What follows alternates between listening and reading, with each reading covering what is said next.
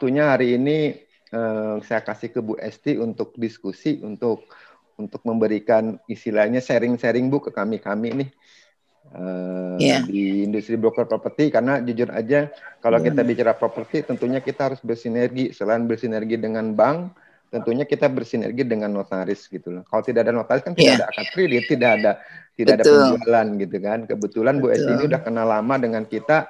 Jadi beberapa kali juga kita, bukan beberapa kali Bu Esti ke kantor kita. Sudah sering. Beberapa kali Bu Esti ke kantor kita, tapi yang paling sering kita ke kantor Bu Esti gitu loh. Gak apa-apa, boleh tuker-tukeran saya datang, boleh nggak apa-apa, senang. Oke, jadi hari ini kita sharing aja karena kita santai malam nih, ngobrol properti malam. Jadi Bu Esti, yang mau bertanya ntar silahkan, atau mau di chat ntar saya bisa bacain ya. Kalau ada apa ntar saya bisa bacain. Oke lah, sekaligus saya jadi moderator hari ini nih. Ya, oke. Untuk waktu dan tempat saya persilakan buat Ibu Esti. Mangga Bu Esti. Ya, terima kasih Pak Margo atas waktu yang diberikan kepada saya dan undangan malam ini. Baru sekali Zoom begini malam-malam. Ya nggak apa-apa, tapi enak juga ya. Ya, assalamualaikum warahmatullahi wabarakatuh. Salam sejahtera buat kita semua ya. Udah berapa orang nih yang hadir? Coba kelihatannya ada berapa ya? Ada 25 Bu. 1000 Bu, 1000. Sama. Oke, saya akan sedikit memberikan wawasan atau membahas kepada pemula-pemula daripada anggota-anggota dari Century 21 prioritas ya, Century prioritas, yaitu sering kita akan memulai suatu transaksi jual beli. Itu saya berharap dari tim Century itu sudah ahli. Apa sih syarat-syaratnya? Saya akan kirim nanti ke kantor by email. Syarat jual beli adalah kalau yang sudah bersertifikat tentu sertifikatnya. Kemudian yang kedua adalah KTP yang ada di dalam sertifikat. Misalnya atas nama Pak Margo. Tentu KTP Pak Margo harus dilampirkan. Kenapa dilampirkan? Karena untuk dilakukan sekarang namanya validasi dan pengecekan. Kemudian kartu keluarga dari Pak Margo, KTP Pak Margo beserta istri. Kenapa dibutuhkan KTP suami istri? Karena harta itu atau rumah itu merupakan harta bersama yang diperoleh selama pernikahan. Kalau Pak Margo sebelum nikah udah beli rumah, itu nanti pada saat menjual tidak perlu menghadirkan istri. Atau yang kedua, pada saat mau melakukan transaksi jual beli, Pak Margo mengadakan pisah harta, perjanjian kawin. Sertifikat yang atas nama Tuan Margo itu milik Tuan Margo. Namun kalau yang atas nama istri tetap adalah milik istri. Pada saat menjual tidak perlu persetujuannya. Itu kemudian NPWP. NPWP kenapa dibutuhkan? Itu dibutuhkan untuk waktu pembayaran pajak, kita memasukkan nomor NPWP. Kemudian selain itu PBB tahun berjalan. Cukup satu aja, misalnya PBB 2020. Karena apa 2020? Karena dilaksanakannya tahun 2020. Kita cukup dikasih tahun 2020, kita sudah bisa online, kita akan tahu berapa tahun yang menunggak atau terlupakan. Kira-kira itu syarat yang penting untuk bertransaksi. Saya mengalami beberapa waktu yang lalu transaksi dia bilangnya anaknya hanya ada warisan ini. Kebetulan ibunya meninggal, tinggal bapaknya. Siapa yang harus melakukan transaksi jual beli? Adalah yang hidup terlama. Misalnya yang meninggal ibu, nah yang hadir adalah ahli warisnya, suami atau bapak dengan anak-anaknya. Namun dalam perjalanan dia membuat keterangan waris. Syarat kalau ada, tadi jual beli biasa ya. Sekarang saya bahas tentang jual beli di mana orang tuanya atau salah satu dari orang tuanya meninggal dunia. Jadi nanti saya kasih form, syarat jual beli yang biasa, yang umum adalah semua yang pemilik dari sertifikat itu masih hidup semua yang pertama tadi. Kemudian yang kedua, apabila salah satu sudah tutup usia, yang di dalam sertifikat misalnya sudah tutup usia, sehingga kita memerlukan adalah ahli waris dari yang masih hidup, pasangan hidupnya dari misalnya di dalam sertifikat ada Tuan A, yang meninggal Tuan A, kemudian yang menjadi ahli waris adalah Nyonya A dengan anak-anaknya. Kemudian itu yang dibutuhkan satu adalah sertifikat tetap. Kemudian keterangan waris, akte kelahiran dari anak-anak yang meninggal dunia. Kemudian NPWP selalu harus ada. Kenapa NPWP harus ada? Karena NPWP itu akan dimasukkan dalam pembuatan pajak penjual, pajak waris, pajak pembeli, gitu. Semua harus ada NPWP dari pihak penjual dan dari pihak pembeli harus ada. Itu sudah mutlak. Kemudian dan PBB itu pasti. Kalau ada yang meninggal dunia, maka kita harus jeli melihatnya. Kalau dia WNI, cukup keterangan warisnya ada dibuat oleh lurah dan camat. Namun kalau dia WNI keturunan, harus dibuat keterangan waris di hadapan notaris. Kalau dia keturunan Hindia misalnya, itu harus dibuat di BPHN untuk yang keturunan Hindia. Di BHP, Balai Harta Peninggalan Negara. Itu syaratnya. Kalau jadi jual beli tidak kalau sudah meninggal itu harus diamati dengan cermat. Apakah dia WNI keturunan atau WNI biasa? Kalau WNI keturunan biasanya dia tunduk pada BW, hukum perdata. Dia harus pakai keterangan waris yang dibuat di hadapan notaris. Ya, kira-kira gitu. Nah, saya pernah mengalami, yaitu misalnya dibuat orang WNI, dibuat keterangan waris, tapi salah satu ahli warisnya dihilangkan. Nah, itu saya akan bertanya dengan pelan-pelan dan harus hati-hati. Ibu, Bapak, apakah benar ahli warisnya itu hanya 2 orang atau 3 orang? Oh, benar, Bu. Kemudian saya sebagai seorang notaris, kita pernah belajar psikologi, hati saya akan terus bertanya, oh baik Bu, kalau gitu cukup ini saja. Dalam pelaksanaannya sudah nanti kita tanda tangan 2 hari kemudian setelah pengecekan. Nah, selama menunggu 2 hari itu, saya akan cari di mana letak keberadaan aset itu yang akan dijual. Saya akan tanya RT RW-nya. Benarkah Tuan A ini anaknya cuma 3? Ternyata anaknya 4. Itu kalau kita jalani, itu kita 3, 4, atau 10 tahun kemudian kita akan digugat. Tentunya dari broker pun akan turut menjadi ikut tergugat.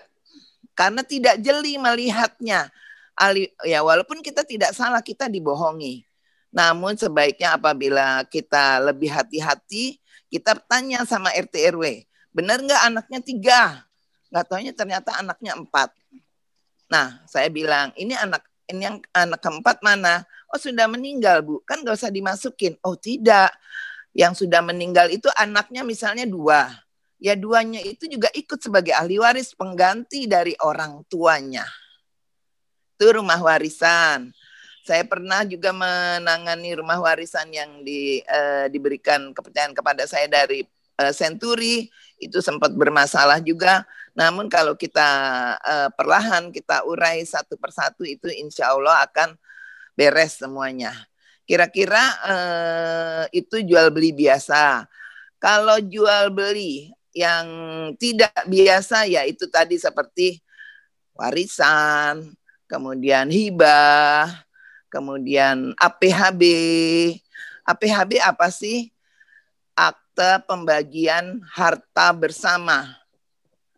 APHB itu misalnya Pak Margo punya rumah, kemudian orang atas nama orang tuanya sudah meninggal, mau dibeli sama Pak Margo sendiri karena Pak Margo kan sebagai apa ya pimpinan dari RB atau sebagai apa Pak sekarang humasnya ya Pak. Humas tuh. Ya pasti duitnya udah banyak kan. Amin. Nah ya beli dari rumah orang tuanya, tapi tidak usah jual beli. Untuk pajak murah kita bisa solusikan, bikin aja akte pembagian harta bersama. Itu pajaknya jauh lebih murah daripada kita jual beli. Jual beli juga boleh, tidak dilarang. Itu yang khusus ya. Jadi ada jual beli biasa kalau orang tuanya yang pemilik daripada sertifikat itu masih hidup semua. Itu jual beli biasa paling enak. Jual beli biasa tuh cepat dapat closing, udah closing cepat tutup, cepat dapat komisi, ya kan? Cuman kalau yang jual beli warisan kita harus pakai proses balik nama waris. Namun dalam proses balik nama waris kita sudah bisa membuat akte jual belinya. Oke, itulah yang disebut akte biasa dengan akte yang seperti warisan. Kemudian ada ketiga. Tadi ada beberapa kali dan saya sudah alhamdulillah sudah ratusan kali menangani. Gimana ya Bu? Kalau sertifikat sedang dijaminkan di bank, padahal sudah mau dijual. Oh gampang. Nanti kita cek ke bank berapa sisa dari hutang daripada debitur atau pihak penjual. Nanti pada saat pelunasan dari pihak Century dan dari pihak notaris bersama-sama mengantar pihak penjual dan pihak pembeli untuk berapa sisa hutang dibayarkan harus dengan kondisi kami ada di situ sebagai notaris yang ditunjuk. Jangan uang untuk membayar pelunasan diserahkan kepada penjualnya. Karena apa? Kalau kita serahkan, kurangnya berapa sih? 1 miliar sisa utangnya. Yang sebagai pembeli kan awam, nggak tahu. Nah itu kita kasih. Udah dia lunasin, kemudian dia bisa jual kepada yang lain. Itu jangan sampai terjadi.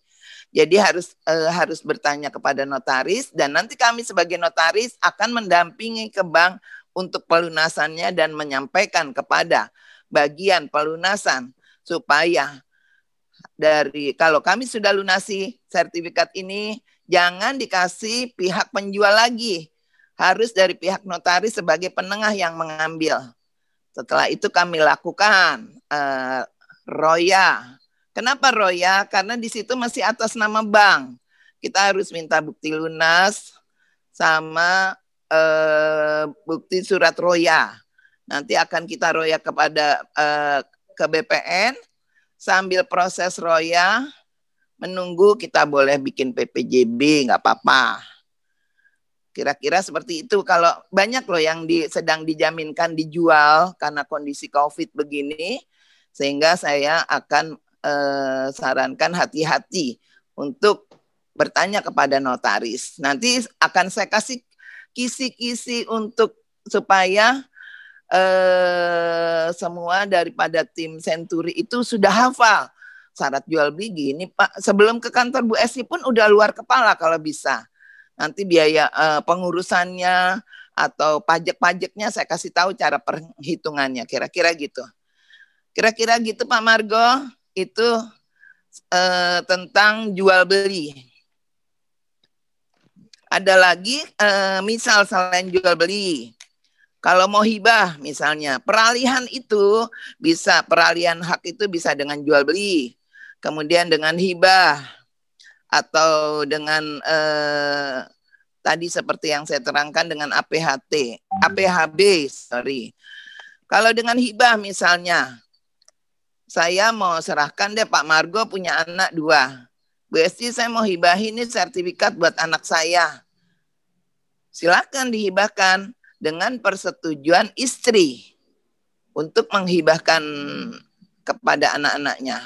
Jadi peralihan bisa dengan jual beli, dengan warisan, dengan hibah, dengan APHB. Kira-kira itu sederhana sebenarnya, kalau kita sudah sering mengalami itu sudah sangat mudah.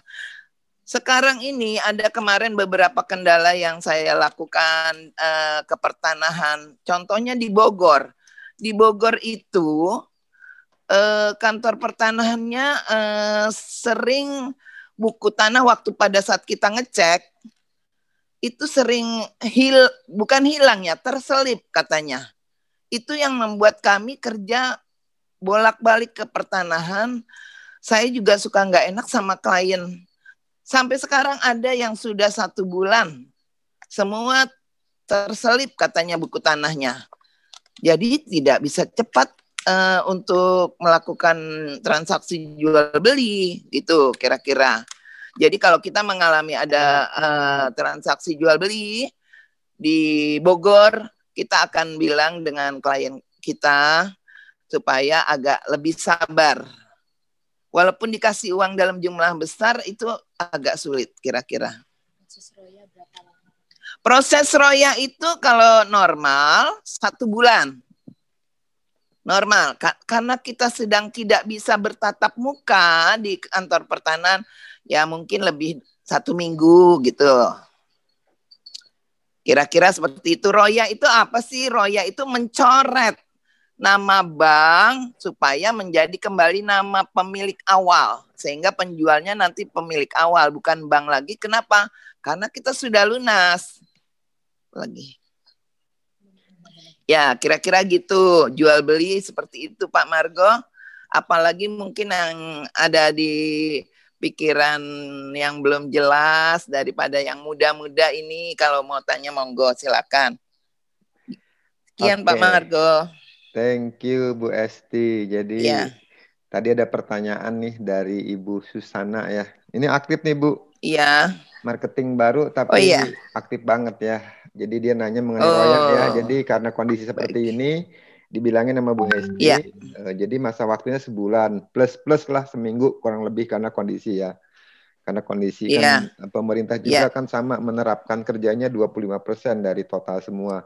Yang tadinya harus 2 hari karena mungkin sebagian nggak masuk, mungkin bisa 4 atau 5 hari gitu. Ya Bu Susana ya, thank you Bu Susana. Udah nanya di chat, silakan mau nanya dibuka mic-nya juga ya, atau mau nanya lagi kendala seperti apa. Tadi sih tertarik mengenai ini Bu ya, saya yang Ibu bicara ke saya tuh mengenai ini Bu. Sertifikat dijaminkan di bank gitu kan. Berarti gini, saya mau nanya dulu. Sering sekali Pak Margo. Sertifikat dijaminkan di bank, jadi sertifikat itu disekolahin lah ya. Terus dia nggak bisa bayar. Kan lagi banyak nih sekarang nih. Lagi zamannya relaksasi, jadi orang tuh usahanya terganggu, cicilan bulannya juga tersendat. Akhirnya bank mengeluarkan untuk ada lelang kan, mau disita lah ya. Nah, jadi mereka punya utang ke bank, terus daripada disita, kan mereka jual nih, nitiplah ke broker ke kita nih untuk dijual propertinya tersebut gitu kan. Betul. Yang jadi Bu Esti bisa tangani ya intinya. Pertanyaan saya gini Bu, kan bisa, sudah sering. Terlalu di bank A nih Bu, punya utang misalnya harga transaksi kita sepakat 2 miliar. Dia punya utang di bank A 1 miliar nih Bu. Berarti kan si pemiliknya nggak punya duit kan untuk bayar. Makanya dari si pembelinya dulu. Nah, kan Ibu buat PPJB kan untuk membackup 1 miliar. Nah, pertanyaan saya, kekuatan hukum sebagai si pembeli bayar 1 miliar ke bank dan dia tidak pegang sertifikat, udah gitu sertifikatnya belum dicek, itu gimana tuh Bu? Untuk menguatkan hukum kepada si pembelinya Bu.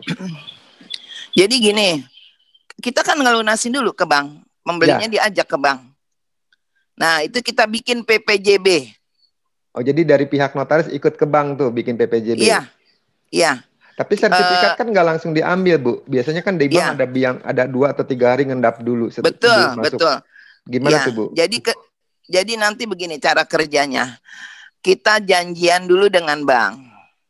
Kita telepon, berapa sisa utang? 1 miliar.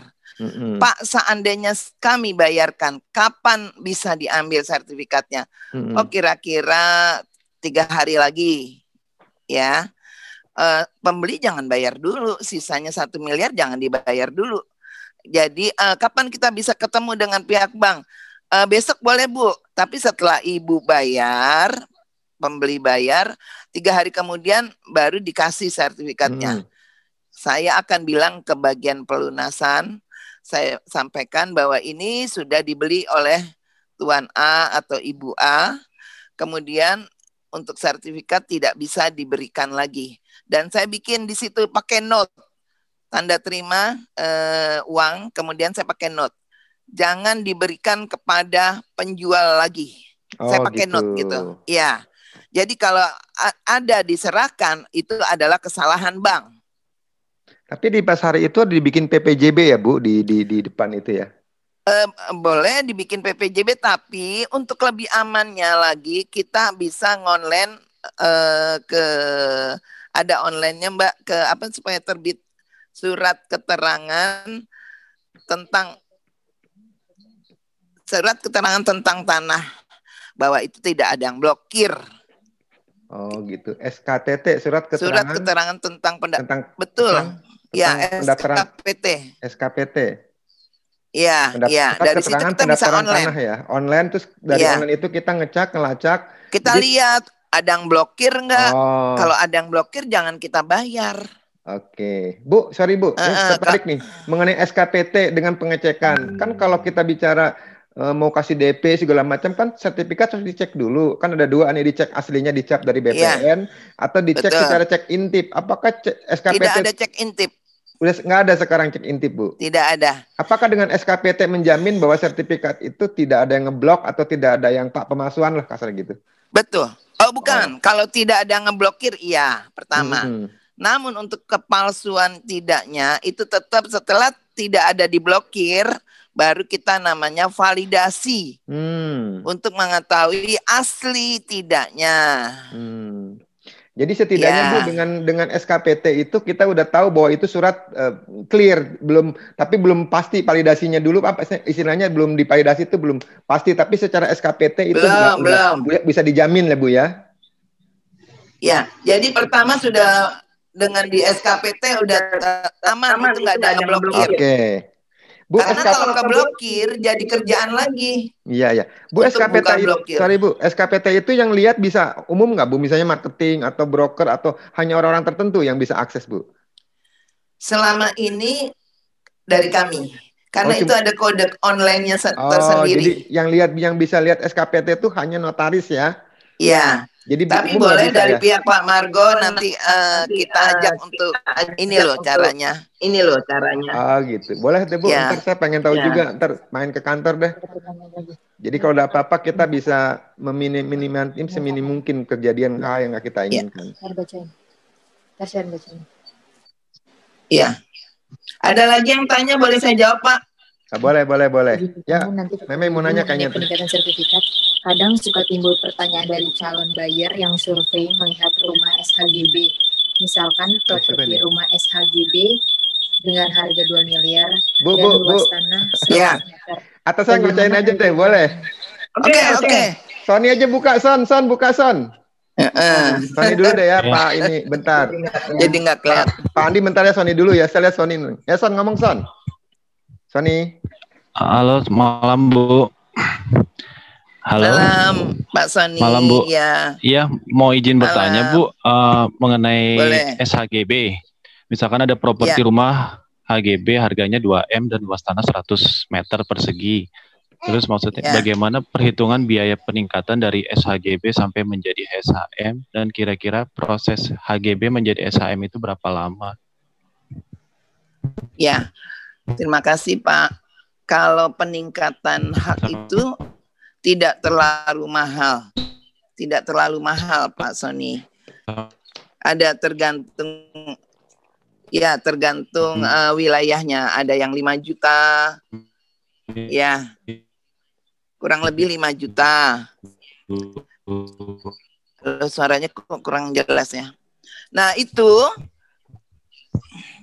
peningkatan hak itu sangat mudah. Jadi saya tadi kedatangan tamu, Bu Esti, bisa nggak saya tingkatin hak? Ya, hak daripada HGB sertifikat saya, HGB mau saya tingkatkan. Oh bisa. Syaratnya harus ada IMB.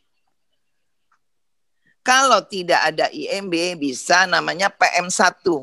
Nggak, daripada bikin IMB kan lama. Bikin PM1 dengan pengantar lurah dan camat. Dengan pengantar RT RW dengan ditandatangani lurah camat. Bahwa di situ adalah untuk perumahan. Ya Pak Sony? Iya Bu, iya. Jadi dengan bahwa daerah situ memang untuk perumahan, bukan untuk perkantoran. Kalau perkantoran, Wisma Dagang nggak boleh jadi hak milik. Iya, iya Bu. Jadi kalau yang dijual ruko, Bapak nggak bisa tingkatin menjadi hak milik. Tapi kalau perumahan bisa, Pak. Perumahan bisa Ibu ya. Ya. Tadi dia bilang gini, biayanya 400 juta sampai 500 juta. Oh tidak, saya bilang. Berkisar 5 juta, kadang bisa kurang lebih lah sekitar itu. Ada rumusnya nggak, Bu? Ada rumusnya nggak? Ya. Ada rumusnya nggak kayak pajak waris, kayak banyak dibeli kalau nggak ada rumus, itu sudah harga aja. 5 juta kurang lebih ya? Kurang lebih, ya. Oke, itu udah kalau including pajak jasa ada. Tuh, Bu. Udah including jasa tuh 5 juta tuh udah including jasa, Bu. Sudah. Dan including dengan fee. Kurang lebih berapa lama tuh Bu HGB ke SHM? 1 bulan kurang lebihnya. Tergantung daerah apa memang tergantung luas tanah atau tergantung provinsinya, Bu? Kalau tergantung luas tanah, Pak. Oke. Kalau luas tanahnya lebih luas ya berarti tidak 5 juta di atasnya dan biasanya pengurusannya kalau lebih luas 2 bulanan lah. Karena akan diperiksa lebih mendalam oleh BPN. Pak Sony, ada pertanyaan lagi Pak Sony? Apa lagi, Pak? Pak Sony bentar, Bu. Oke, Pak Sony. Udah terima kasih, Bu. Kalau ada hidup Bu Esti. Kalau ada peningkatan ke Bu Esti ya. Oke, siap. Oke, Pak Andi. Udah jelas belum, Pak? Pak Sony kayaknya tadi masih mikir deh. jelas, Bu. Jadi kalau mau meningkatkan gampang ya. Bu Esti. Bilang aja sama ya. Pak Sony itu dari di New Zealand tuh, Bu. Kadang-kadang dia ke New Zealand ya. Jauh, Bu. Boleh kita diajak nanti ya. Diajak. Ya. Kalau udah sering closing deh, aku sering tanda tangan akte dari Pak di New Zealand, amin. Tuh, jauh, Bu. Ya, amin. Oke, sekarang Pak Andi, Pak PSM, Pak Andi. Pak Andi buka, Pak Andi. HGB di atas EHPL. Ya. Nah, Pak Andi ini siapa? Pak Andi dulu ya, bentar ya. Oh ini Agung, bentar ya Agung. Malam. Ya Pak Andi dulu. Iya. Ya. Bu mau nanya Bu, ya ini kasusnya kan istri saya ya Bu ya. Ya. Tuh bongkar-bongkar kemari ya. Dapatkanlah itu Bu satu sertifikat AJB Bu, AJB rumah asli Bu ya. Iya. Itu pamannya Bu. Iya. Atas nama Pak Mati dulu. Atas nama pamannya Bu. Saya tanya sama istri saya waktu ini kenapa jalan ceritanya. Yang dia ingat sewaktu mamanya meninggal cuma titip pesan jaga ini baik-baik Bu.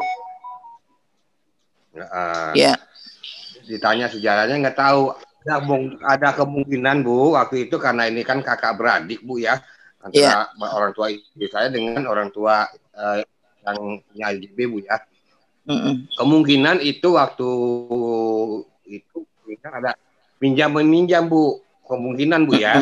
Itu mungkin di bawah tangan Bu. Dalam artian karena adik kakak itu nggak ada surat pengeluar atau gimana gitu Bu ya.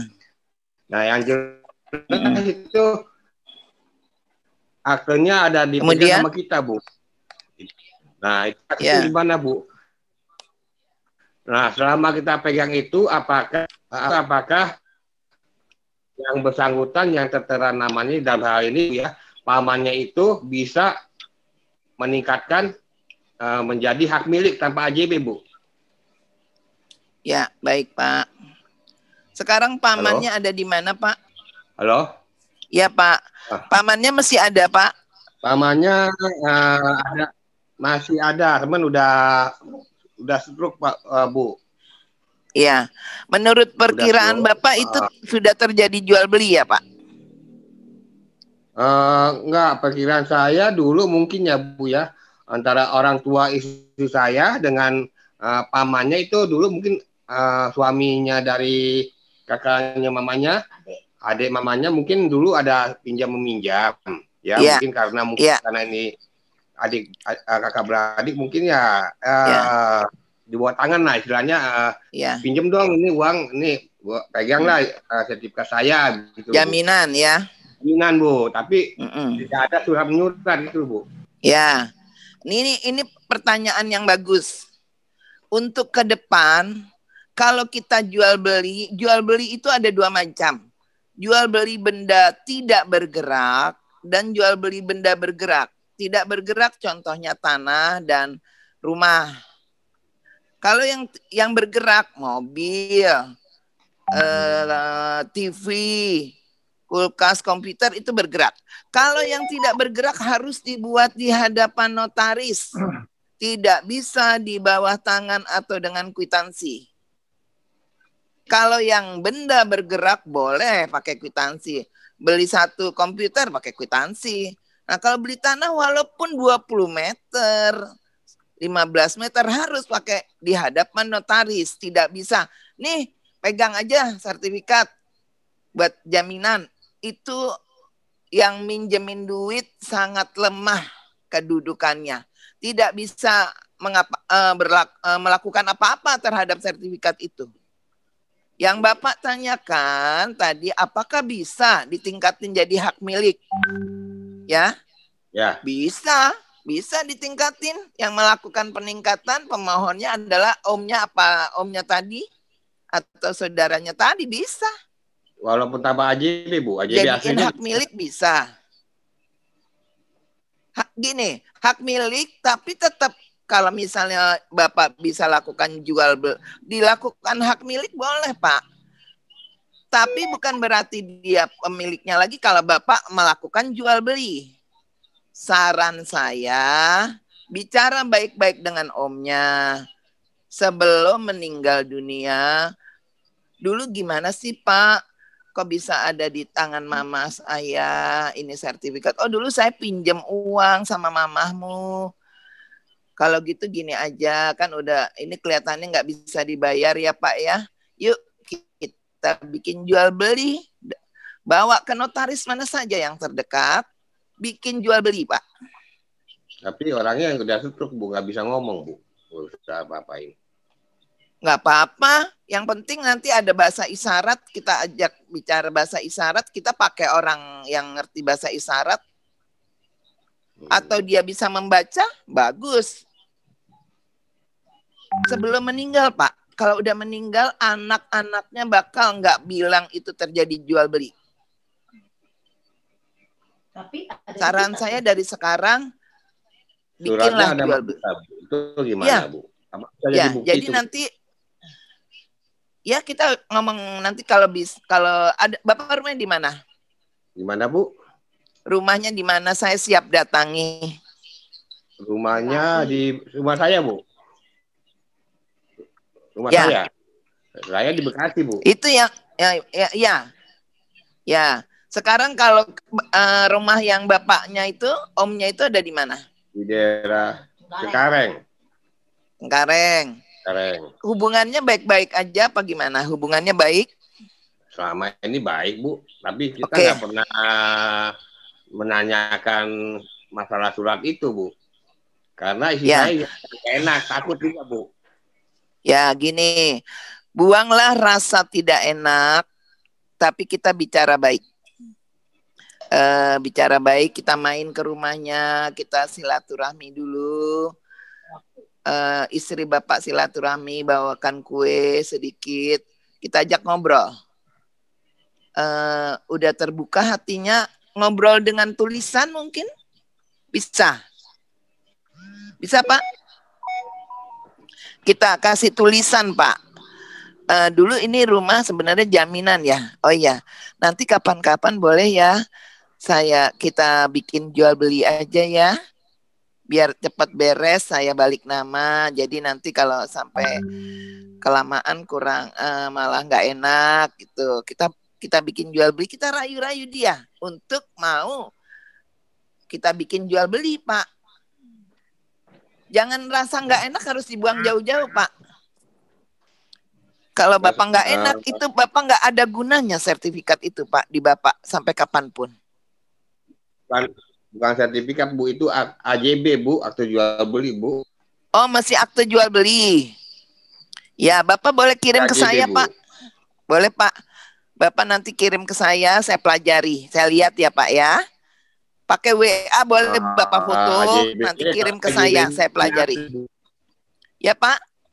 Oh gitu. Nomor telepon Ibu berapa Bu? Tadi kasih. Nama Pak Margo yang tahu telepon saya. Tadi kasih. Oh, ya Pak Margo tahu ya. Oke, soalnya harus lewat saya Pak Andi. Oh, canda. Tapi kasih aja ke Victor tuh, tim kamu tuh, manajer kamu udah Victor tuh. Tanya ke Victor aja ya, ada Victor tuh. Bisa Pak, kita pelan-pelan kita urus ya Pak ya. Oke, Pak Andi, thank you ya. Ntar lebih detailnya Japri aja nih. Bu. Ya, ini lagi Bu. Pertanyaan banyak nih Pak Andi nih, peserta udah ngantri bertanya nih. Ya, satu lagi deh. Apaan? Oke. Pertanyaan apa? Satu lagi apa? Intinya apa? Oh, satu lagi Pak, boleh Pak? Apa pertanyaannya? Intinya ini Pak, itu lokasi rumahnya selama ini kita belum pernah survei atau lihat Pak. Apakah kemungkinan bisa diserobot orang itu? Ya kita jangan punya image seperti itu dulu, nanti kita survei. Nggak bisa diserobot kalau memang udah nyata-nyata suratnya milik itu saudara Bapak, nggak mungkin. Nggak mungkin bisa diserobot Pak. Oh gitu. Ya. Dengan bukti-bukti yang ada bisa diserobot ya kita gugat, kita usir ya, gitu Pak. Pak Andi, udah kita gugat aja Pak Andi ya. Cek dulu ya. Makasih. Oke, Pak Andi. Ya, sama-sama. Oke, next Bu. Gung, buka Gung. Itunya Gung. Agung nih Bu. Agung Wibowo. Gung. Nah, udah. Agung mau ngomong apa? Iya, Bu Esti. Nah, tuh Gung ngomong. Iya, Pak Agung. Gimana Pak Agung? Iya, Bu Esti. Kemarin kan saya habis closing Puri Parkview. Klien saya nanya, ini kan apartemen kan HGB-nya 30 tahun, diperpanjang 20 tahun. After 50 tahun itu, apakah bangunannya dirubuhkan atau HGB-nya bisa diperbaharui lagi gitu, Bu? Gitu. Klien saya nanya itu, Bu. Iya. Selama ini bisa diulang dari 30 jadi 20. Kemudian diperpanjang lagi jadi 30. Memang bergantian 30 20 gitu. Seperti itu. Namun kalau soal dirubuhkan itu yang tahu hanya dari developernya. Kita tidak tahu. Dari notaris tidak tahu akan berapa lama lagi akan dibongkar. Memang rata-rata apartemen itu selalu dibongkar dalam masa waktu berapa tahun. Tapi mungkin bisa nanti kita tanyakan ke bagian pemasarannya. Oh, jadi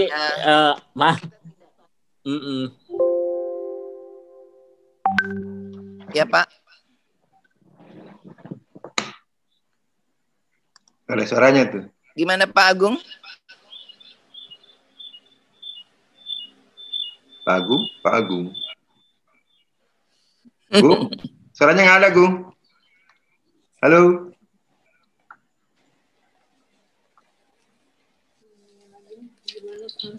Lost sinyal kali Pak. Oh, lost sinyal ya. Hujan, nggak apa-apa. Jadi Bu Esti bisa diperpanjang ya 20 plus 30. Itu diperpanjang lagi 30 ya. Nanti, bergantian begitu Pak. Oh, bergantian ya. Jadi kalau masalah tadi Agung bertanya apakah bisa dibongkar itu gedungnya, itu tergantung dari pasti dibongkar. Oh gitu. Pasti dibongkar, iya pasti. Cuman waktunya yang kita bisa tanyakan ke bagian marketingnya. Oke, Bu. Atau legalnya. Oke, Pak Agung, ya. Japri aja ya, Pak Agung bisa ya. Saya bacain dah supaya nggak ini nih dari Ujang, Bu. Ujang dari Bandung nih kayaknya nih, Bu. Orang ya. Sunda nih Ujang nih. Ya, izin bertanya, Bu. Kalau transaksi secara bertahap, pengikatannya seperti apa? Biasa saya transaksi lahan. Biasanya transaksi lahan oleh developer kepada pemilik lahan. Ya, biasanya kalau bertahap itu dibuat pengikatan jual beli termin. Namanya bertahap itu. Di situ akan diberitahu termin pertama bayar 200 juta. Termin kedua 500 juta. Itu yang disebut bertahap. Dibuat pengikatan jual beli. PPJB ya, Bu? Betul. Ya, tapi namanya termin. Oh gitu. Mana Pak Ujang? Iya. Pak Ujang bukan deh Pak Ujang. Pak Ujang. Kan orangnya. Pak Ujang. Halo. Ya. Puas Pak. Ya Pak Ujang. Ya malam Bu. Malam Pak Ujang. Kekuatan hukumnya Bu, gimana seandainya ini kan ada dia di perjanjian ada tiga termin. Ya. Di termin pertama dia bayar, misalnya per bulan. Termin kedua dia tidak bayar sampai lewat batas waktu. Nah itu hukumnya gimana? Apakah itu hapus atau gimana? Sampai mulur 1 tahun atau berapa tahun developernya nggak bayar lagi. Nah, itu maksudnya seperti itu. Kekuatan hukumnya gimana, Bu? Ya. PPJB itu dibuat aturannya. Pada saat termin pertama menuju ke termin kedua, apabila lewat waktu, misalnya harusnya tanggal 6. Tanggal 6 adalah termin kedua. Namun terlambat, kita beri waktu 2 minggu dengan penalti. Setelah 2 minggu, diskusi lagi maunya apa pada saat transaksi pertama Pak Agung. Jadi kita bayar 200 juta misalnya pertama. Kita ngobrol tuh di meja. Nanti kalau saya terlambat gimana? Yang bayarnya bilang gitu sama penjual. Ya udah saya kasih 2 minggu. Kalau kurang bilang aja, saya minta 5 bulan atau setengah tahun silakan, bahkan minta setahun boleh. Cuman pada saat tanda tangan PPJB udah minta, saya kayaknya takut kalau hanya 1 bulan kemudian, saya minta setahun lagi, 2 tahun lagi, 5 tahun lagi, kalau penjualnya boleh itu tidak apa-apa. Berarti lagi ada kesepakatan ya Bu ya? Pada saat akad atau pengikatan di depan notaris, saya termin keduanya Bu Notaris atau Pak Notaris, saya mintanya 3 tahun apa 2 tahun terserah. Asal penjualnya oke nggak masalah. Itu saya pernah terjadi begitu sampai 4 tahun orangnya mau. Oke, Pak Ujang. Oke. Kesepakatan kedua belah pihak ya Bu ya, jangka waktu mereka ya. Ya, kalau nanti setelah 3 tahun atau berjanji 4 tahun ternyata tidak juga membayar, maka akan ditentukan hangus atau kembali 50%, bagaimana kesepakatannya lagi. Kembali lagi kesepakatan lagi ya Bu ya. Betul, kalau bisa sih kita minta dilunakan. Kembali dong 50% ya Pak, bilang sama penjualnya atau Bu. Tergantung kesepakatan. Kalau kita bicara baik-baik bisa kok, nggak apa-apa. Oke, Pak Ujang, thank you ya. Paham ya? Yap. Oke, karena pertanyaan masih banyak nih Bu. Ya, selanjutnya ya, siap. Saya pengen dengar suaranya aja. Ayo Bu Nur. Kalau nggak ada suaranya, nggak ada ini, saya bacain nih. Bu Nur. Iya. Masih kertas kosong. Malam Bu Esti. Ya, malam. Saya mau nanya Bu, saya tuh punya owner gitu, punya tanah itu tanah sewa di pinggir jalan. katanya sih punya negara, saya juga belum tahu kan bentuknya kayak apa. Itu bisa dijual beli nggak sih, Bu? Kita konsultasi dulu kepada kantor pertanahan.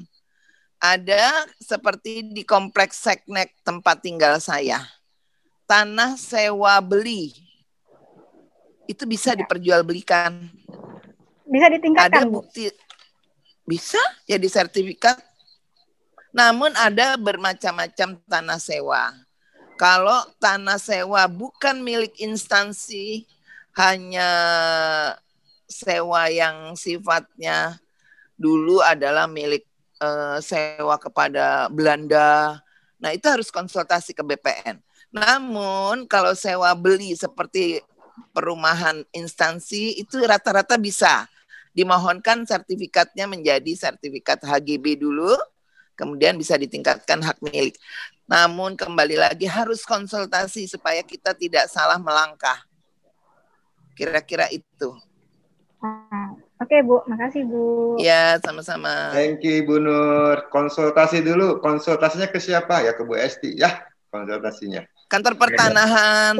Kalau dari saya akan saya bawa ke kantor pertanahan. Ke Bu Esti dulu maksudnya jalurnya ya. Ntar Bu Esti yang bawa. Pasti, iya.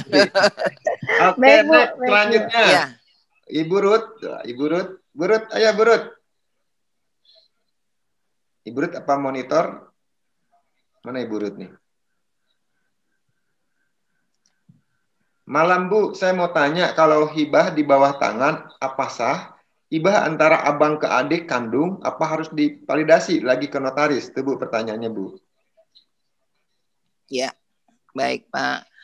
Saya tadi bilang peralihan hak kalau benda tetap tidak bergerak harus di depan notaris.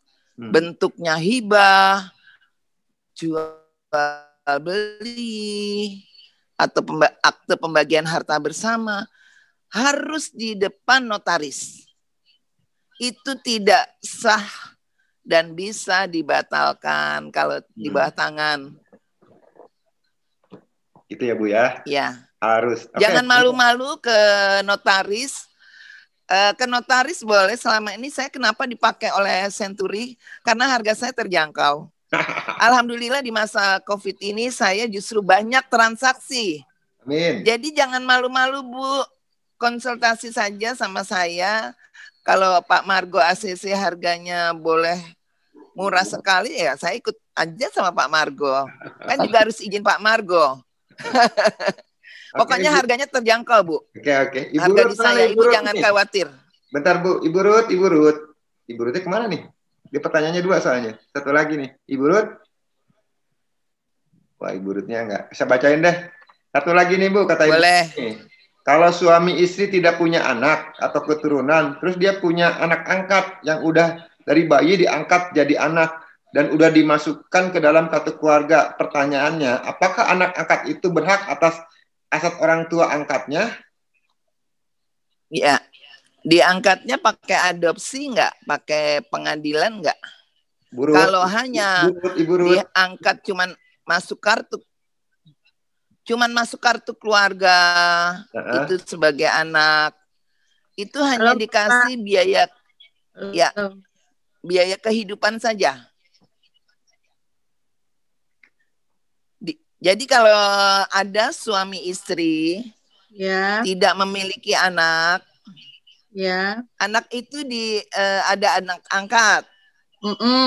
Ya Bu. Itu ada pengangkatan anaknya dalam bentuk apa? Nggak ada sih, nggak ada bentuk surat.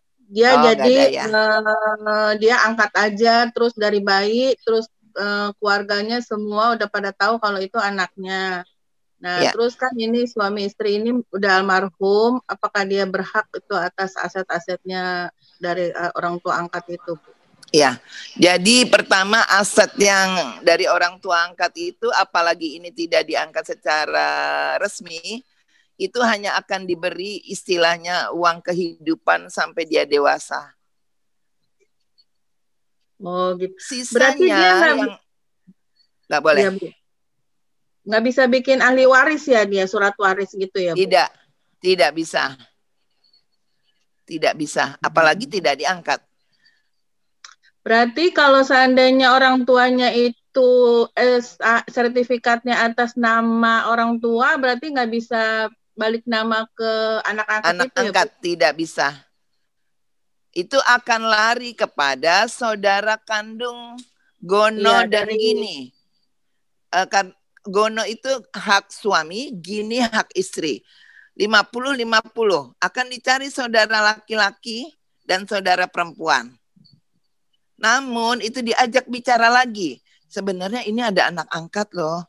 Kita akan bagi kalian, tapi secukupnya karena anak angkat ini butuh kehidupan, kita minta keikhlasan. Nah, mereka setuju nanti bawa ke notaris, suruh dijual, hasilnya kasih anak angkat boleh, asal mereka setuju, Bu. Iya, tapi anak angkat ini nggak mau. Jadi harta itu adalah harta saudara kandungnya. Iya, saudara kandung. Kalau seandainya orang tuanya pada saat masih hidup kasih hibah ke anak angkat ini, Bu, tapi hibahnya itu di bawah tangan, tetap nggak nggak sah, bisa. ya? Harus di hadapan notaris. Oh, gitu. Iya. Kalau perlu jangan hibah, karena dia kan bukan satu darah. Dan nggak punya surat. Bikin aja jual beli. Iya, iya. Bikin jual beli untuk keamanan daripada anak itu. Kita bikin jual beli aja. Yang penting ada kwitansi bahwa dia bayar. Entah dari mana itu uang. Atau hanya sifatnya formalitas. Aman itu kalau dijual ke anaknya. Anak angkat itu aman. Ya. Cukup kalau kwitansi aja ya, Bu. Kesian juga. Cukup dengan kwitansi aja boleh. Iya, masalahnya cuman ya itu untuk membuktikan bahwa itu dibeli gitu loh. Iya. Oke, Bu, terima kasih, Bu. Hibah nggak bisa ya. Iya, oke, makasih, apalagi Bu. di bawah tangan. Makanya gunanya Bu Esti itu bisa membantu masyarakat yang memerlukan, siapapun, notaris siapapun, ya. Kalau mau tanya-tanya boleh ke kantor gratis kalau nanya. Oke. Ya, oke. Makasih, Bu Esti. Ya, sama-sama. Bu. Nyambung pertanyaan itu boleh, Pak Margo? Apaan? Boleh. Kalau di atas sertifikat itu contoh tertera nama istri ibunya gitu, Bu. Berarti dari saudara kandung ibunya ya, bukan bapaknya. Kalau tadi ya, yang anak angkat ya. Iya, betul. Jadi Bu, gini, nama nyonya siapa gitu ya, misalnya ya. Iya. Nyonya Susi ya. Pada saat meninggal dibagi dua tetap, suaminya walaupun kerjaannya ngerokok aja cuman ngapain, tapi dia punya hak. Karena dianggap dia mendoakan istrinya dulu bisa sampai bisa beli rumah. Itu dibagi dua dulu. Gono sama Gini. Dibagi dua. Kemudian ditawarkan dulu ke orang tuanya masih hidup nggak? Nih Bapak, Ibu mau nggak? Nih setengah punyanya si Ibu Susi yang udah meninggal dikasih orang tuanya. Tapi orang tuanya nggak mau. Ya udah kasih saudara kandungnya. Misalnya Ibu Susi saudara kandungnya ada 2. Harga rumah 2 miliar. 1 miliar kasih saudara suami. 1 miliar kasih saudara istri. Tapi kalau orang tuanya masih ada, ditawarin orang tuanya dulu. Kan bisa aja mereka meninggal muda ya, Bu ya. Kalau meninggal muda, tawarin dulu orang tuanya yang terdekat. Orang tuanya bilang, nggak usah lah, kamu kasih saudara. Jadi 2 miliar dibagi 1 miliar, lari ke saudara istri. 1 miliarnya lagi lari ke saudara suami. Ya, apalagi Bu? Oke, saya moderator nih Bu. Apa-apa Bu, jadi moderator. Ya, antrian ya, pertanyaannya ngantri ya. Nih, Pak Dadan nih, saya bacain aja deh. Bu, kalau HPL gimana kekuatan hukumnya? Dingin. Hak HPL gimana kekuatan hukumnya? Ya, atau HGB dari pengelolaan ya. Apakah ada pernah dengar HPL seumur hidup? Maksudnya gimana tuh Bu, HPL Bu? Jadi gini Pak, kalau HPL itu memang mesti di, misalnya contoh di Angkasa Pura. Iya, Grand Pramuka itu Grand Pramuka ya Pak? Ya. Ya, misal itu kan berada di atas hak pengelolaan daripada Angkasa Pura. Jadi itu sih tetap kita punya. Nanti cuman memang harus kalau mau dijual kita harus minta rekomendasi izin sama Angkasa Puranya. Harus izin. Cuman kemarin saya ada mengurus, itu kan salah satunya notaris daripada PT Duta atau Green Pramuka, salah satunya saya. Nah itu kemarin ada diurus bahwa dia akan mohonkan menjadi sertifikat atas nama masing-masing. Cuman tetap di atas HPL. Jadi kalau jual nanti ada rekomendasi, biaya rekomendasi biasanya sekitar 3 juta atau 5 juta. Nanti jual lagi yang orangnya itu udah bosen. Izin lagi sama Angkasa Pura. Terus. Tapi memang sifatnya harus tetap dalam pantauan Angkasa Pura. Ya, Pak Dadan gitu ya. Jadi bukan kayak jual. Nggak bisa ditingkatin ya Bu ya? Kalaupun HGB di atas HPL itu? Nggak bisa. Enggak. Kalau yang itu Bu, ada satu perumahan yang di utara itu, katanya HPL-nya seumur hidup tuh Bu. Gimana tuh Bu? Yang mana? Yang mana ya? Itu Bu, yang lagi rame, PIK 2. Coba nanti saya akan telusuri. Bisa kasih fotokopinya, nanti saya akan telusuri ke sana. Dadan. Soalnya tanahnya reklamasi kan itu Bu, kalau nggak salah. Oh gitu ya. Ya, nanti saya konsulkan. Coba kasih fotokopinya Pak. Tertentu Pak Dadan. Setahu saya sih HPL itu kan tanah punya negara Pak. Jadi kalau memang dia dikuasai sama satu developer besar, itu mungkin ada sesuatu lah. Itu mungkin jangkauannya udah beda nih Pak Dadan. Tapi kalau HPL itu kan ada Angkatan Laut, tadi Bu Esti bilang Angkasa Pura, ada HPH Seknek, Kemayoran, jadi masing-masing itu tanah negara. Jadi tentunya kalau kita ada transaksi, selain jual beli pajak, selain jual beli, ada rekomendasi tadi Bu Esti bilang nih, minta izin ke yang pegang HPL itu, gitulah. Iya. Oke, sebelum ke Pak Kema, bentar Pak Kema, ini ada Meme dulu nih, ya. Mei, habis Mei baru Pak Kema. Bentar ya Pak Kema nanya banyak nih. Mei, mana Mei? Ya. Ya, silakan, iya. Selamat malam Bu Esti. Malam Mbak Mei. Esti, ada yang nanya ke saya nih kebetulan. Jadi gini Bu, dia kan baru nikah udah setahun nih Bu. Iya. Nikah setahun. Nah, suaminya ini punya orang tua, maksudnya punya harta gitu, punya orang tuanya. Nah, orang tuanya ini dua-duanya udah meninggal nih, Bu.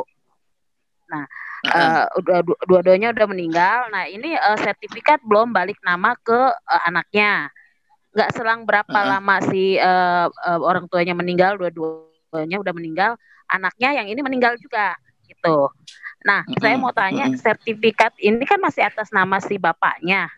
Anaknya udah meninggal. Nah, apakah istrinya akan dapat harta itu atau ke saudaranya bapak yang meninggal itu gitu? Belum yang punya anak ya? Bapak yang ada di sertifikat. Belum punya anak, Bu. Ya. Belum. Jadi gini, jadi sertifikatnya itu masih nama yang lama, tidak bisa dialihkan kepada pasangan hidupnya. Kenapa? Karena pasangan hidupnya itu bukan satu darah. Akan lari kepada tadi lagi, saudara dari pihak istri. Udah otomatis seluruhnya, bukan pakai gono gini itu. Bukan dari yang meninggal, yang harusnya yang berhak kan anak yang cowok. Ini bukan istrinya. Istrinya kan baru setahun. Yang meninggal suaminya, Bu. Yang ahli waris sebetulnya suaminya. Ahli warisnya suaminya. Nah, sertifikat itu atas nama bapaknya suaminya ini, suami teman saya. Nah, itu berarti turunnya ke saudaranya bapaknya.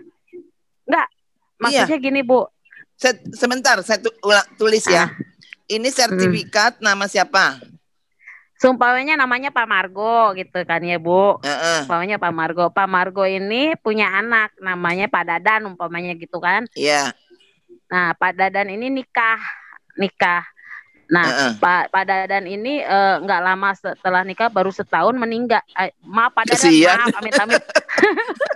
Jangan Pak Dadan. Yang lain deh, Pak Budi. Pak Budi. Nah, Pak Budi ini baru setahun menikah. Meninggal. Ya. Meninggal. Nah, harta yang hartanya ini jatuhnya berarti ke keluarga ayahnya ya, Bu ya? Iya. Iya. Bukan istrinya tidak bisa. Oh, iya. Istri kan bukan darah daging, bukan darah dari daging dari Pak Margo. Berarti dari keturunan bapaknya ya, Bu? Betul. Betul. Baik, Bu. Ada lagi Mbak Mei? Kasihan ya. Paling uang kerohiman ya, Bu. Ya, rasa pernah menjadi pasangan hidupnya. Ya. Baik, Bu. Ya, udah itu aja, Bu, pertanyaannya. Soalnya ada yang nanya. Oke. Bu Esti, makasih, Bu. Sama-sama. Ya, Kema. Mana Kema nih? Tanah Negara, Kema. Mana Pak Kema? Loh, mana dia orangnya? Ya, Pak. Selamat malam, Pak. Ya. Ya, Assalamualaikum, Pak. Ya, Ibu, Assalamualaikum, Bu. Bu Esti, selamat malam. Ditutup tuh itunya tuh. Bisa dengar, Bu? Bu, dibuka, Bu, itunya, Bu. IPhone-nya, Bu. Sorry, bentar. Bu, dibuka, Bu. Mana sih? Ya, selamat malam, Bu. Malam. Bu Esti, salam kenal. Saya ini member di Pak Margo ya. Iya, salam kenal juga. Semua member di saya. Yuk, bertanya. Kamu ya, bertanyanya panjang-panjang, singkat. Oke. Jadi poinnya gini, Bu. Saya kan tinggal di komplek, Bu. Iya. Orang tua ya. Komplek apa? Jadi itu komplek Pertamina, Bu. Oh iya. Jalur hijau. Iya. Oke. Nah, jalur hijau itu dulu pernah ada pom bensin. Nah, pom bensin itu punya sertifikat. Iya. Kemarin dibeli sama DKI. Baik. Sekitar 33 M dapat ya. Nah, di sebelahnya itu ada jalur kosong, masuk jalur hijau, belum ada sertifikat. Ya. Oke. Terus jadi itu masuk jalur Pertamina ya. Maksudnya dulu PBB-nya semuanya yang bayar Pertamina, termasuk taman di komplek. Nah, sekarang pertanyaan saya, apakah bisa lahan itu setelah 20 tahun karena mau dijarah zaman reformasi, itu boleh nggak saya tingkatin menjadi HGB? Ya. Karena di sebelahnya juga sudah membuat sertifikat. Karena RT-nya itu kan wilayah saya. Kebetulan saya sekretaris RT. Jadi dia pernah mau mengajukan KTP. Tujuannya untuk membuat sertifikat. Nah, sekarang karena RT itu nggak ngasih, satupun orang-orang yang mengakui buat warga di RT saya, lingkungan, terbit juga akhirnya, tembus juga itu sertifikatnya dibuat. Nah, pertanyaan saya, sekarang saya mau tingkatin itu jadi HGB atau menjadi sertifikat. Karena hampir 20 tahun saya rawat itu tempat, saya cor jadi taman gitu loh. Iya. Jadi gini, kalau tanah sudah dikuasai lebih dari 20 tahun, dia berhak dengan dibuktikan dengan adanya dia bukti penguasaannya apa di situ. Kalau sudah lebih dari 20 tahun dengan dibuktikan penguasaannya, dia boleh mengajukan permohonan sertifikat. Oh, gitu. Iya, kalau kecuali 10 tahun belum bisa. Kalau 20 tahun berturut-turut dia tidak pernah dari dulu menghuni daerah situ, rumah itu, bisa dimohonkan hak di kantor pertanahan. Lahan itu masuk zona jalur hijau. Jalur hijau ya. Iya. Kalau jalur hijau ya nantinya akan digusur, tapi kalau mau tergantung kantor pertanahannya. Kalau kata kantor pertanahannya buat apa Bapak, orang ini nanti juga mau dibongkar. Kalau pertanahannya boleh ya nggak apa-apa, nanti malah Bapak di jalur hijau malah Bapak dibongkar terus dapat penggantian. Kalau udah bersertifikat tuh bisa dapat penggantian. Mungkin bisa karena sudah 20 tahun berturut-turut. Malah kalau dikena gusur malah kita dapat ganti. Kalau sudah bersertifikat malah lebih mahal dapatnya, bisa pindah mungkin lebih yang enak gitu. Bisa Pak kalau 20 tahun. Sepanjang kantor pertanahannya tidak ada larangan karena ini begini gitu. Pak Kema. Prosesnya itu Pak Kema dari RT terus Pak Kema, halo. Pak Kema. Iya, Pak. Pak Kema kan bawa kopinya aja, fotokopinya, data-datanya. Bapak kan dekat tuh. Bapak ntar mampir ke Bu Esti datang ya. Bisa. Lebih detail. Bisa, Gimana, Pak? Bapak bawa data dulu, bawa berkasnya. Berkasnya tuh Bu Esti pelajarin lihat gitu loh. Iya. Berkasnya itu kan kebetulan saya ketua RT, sekretaris RT, Pak. Jadi saya mau ngajuin RT RW ke kelurahan. Itu kebetulan di belakang rumah saya itu, rumah ortu, itu kan dulu kebun kangkung. Karena sengketa sama si Betawi itu dengan orang Arab, ya itu yang menang akhirnya Mahkamah Agung. Mahkamah Agung bikin 15 lantai persis jadi sekjen sekarang, sekjen sekretaris jenderal Mahkamah Agung. Jokowi juga pernah melantik di situ kantor itu. Ya. Nah, semoga bisa ya Pak. Ya bersebelah-sebelahan. Kapan Ibu bisa ada waktu ya Bu di kantor ya Bu? Boleh, silakan Bapak mau datang hari. Teleponnya sama Pak Margo. Oke, nanti saya referensi dari Pak Margo. Bisa nanti dijadwalkan ya Pak ya. Saya kadang WFH, satu hari WFH, satu hari ke kantor. Ya. Boleh. Ya. Terima kasih Pak Margo ya. Ya, terima kasih Ketua RT. Bapak tuh Ketua RT apa Ketua RW sih? Saya sekretaris RT Pak. Oh, baru Ketua RT-nya kebetulan alhamdulillah orang tua saya. Oke. Ya, terima kasih sekretaris RW ya, thank you. Makasih Pak, ya Pak. Sama-sama Pak. Bapak Ibu, thank you nih. Sebenarnya kalau mau diulas lagi bisa sampai jam 12 malam nih ya. minta waktunya Bu Esti sekitar 60 menit. Jadi ntar kalau lebih detail bertanya, yang punya lebih detailnya mungkin bisa langsung ke Bu Esti. Ini teman-teman silakan japri ke tim leadernya ya masing-masing. Kalau mau anak baru, kalau udah langsung bisa japri ke saya gitu loh. Boleh nanti sekilas saya mau kasih ini Pak untuk yang baru-baru aja ya resume ya. Iya. Ibu, jadi untuk yang baru-baru. Ntar saya share di grup ya Bu. Ya, nanti nggak usah diomongin. Maksudnya?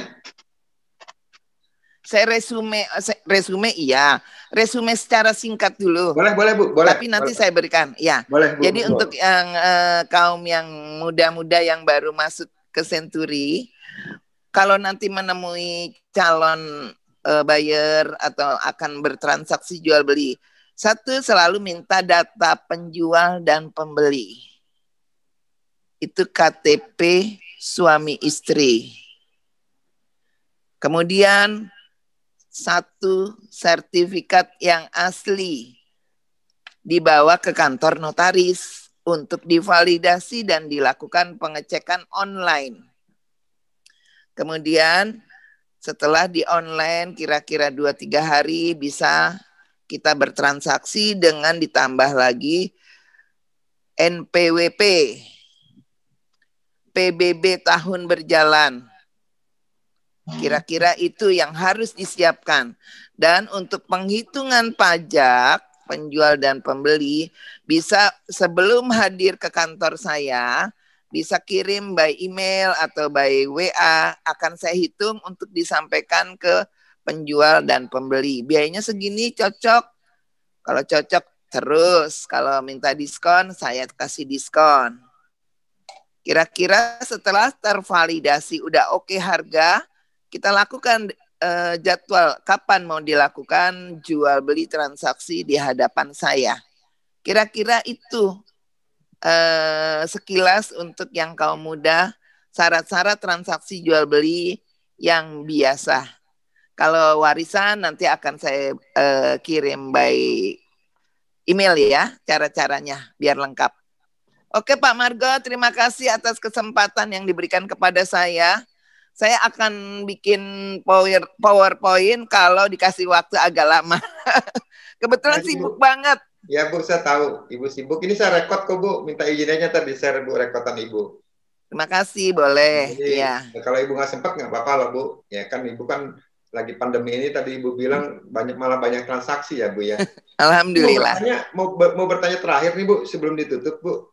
Ya. Kita tahu nih Bu, kondisi kita kan lagi PSBB kedua, orang bilang lagi resesi. Pertanyaannya simpel ke Ibu. Bu, di bulan September Oktober tuh transaksi tetap berjalan ya Bu? Berarti ekonomi masih bergerak dong Bu? Iya, masih berjalan. Masih. Masih ya? Cuman memang tidak yang terlalu besar, Pak. Paling transaksi sekitar 10 ke bawah. 10M ke bawah ya? Iya. Oh. Tidak, saya pernah transaksi ada sampai 80M pernah. Tapi kalau yang sekarang karena memang benar-benar resesi, tapi justru kecil-kecil tuh sering, Pak. Oke. Sering sekali sampai ada pedagang bakso, pedagang bakmi, pedagang telur, tapi mereka transaksi sekitar 2-3M. 350 juta, 1M, ada yang 1,5 gitu. Nggak apa-apa Pak, dikit-dikit lama-lama jadi bukit Pak. Jadi saya bilang ke teman-teman nih tim Senturi Prioritas ya, dalam kondisi seperti ini peluang tuh masih ada. Mungkin sekarang daya masih ada, masih banget. Memang masih banget. Tapi mungkin daya belinya yang sekitaran 1M, 2M tuh masih kencang ya Bu ya? Masih, masih Pak. Notaris nih, yang ngomong kan notaris nih. Ya, jadi terus semangat. Nah, terus semangat. Kenapa? Masih karena mereka memang dalam masa COVID, mereka butuh uang. Ya, banget, sering banget. Ada yang kemarin transaksi, ada yang 3,5 miliar, ada yang 5 miliar, ada. Saya akan ada lagi ini transaksi sekitar 5 miliar, 6 miliar ada. Oke. Semangat terus, semangat terus. Thank you, thank you. Ya. Teman-teman kasih chat di chat, boleh saya thank you buat Bu Esti atau reaksi dong, dikasih jempol. Makasih. Assalamualaikum. Sampai ketemu lagi ya Bu. Boleh konsultasi ya Bu. Ya Bu Esti. Gratis kok. Bu Esti, Bu Ina, Bu Sharon, terima kasih ya.